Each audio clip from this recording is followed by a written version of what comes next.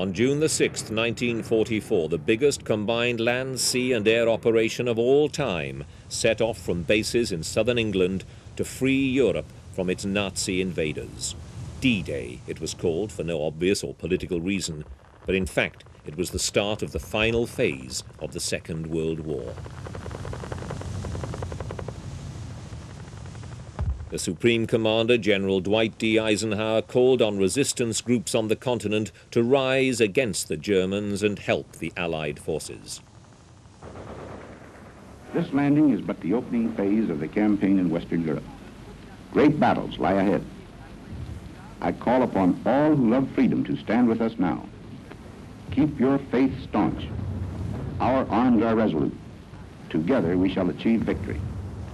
At first, the Germans thought the invasion would come further north along the French coast around Calais.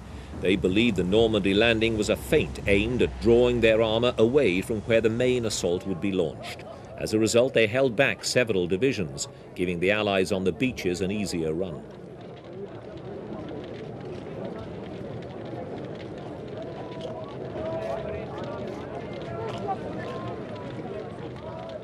The problem for the Allied commanders was whether they could bring up their reinforcements faster from the sea than the Germans could on land. Normally, land-based forces would have the advantage, but in the event, it was the Allied air superiority that made the difference, slowing down German troop movements as they came up to reinforce their beleaguered forces on the beachhead. By the end of the first 24 hours, Allied forces had penetrated several miles inland.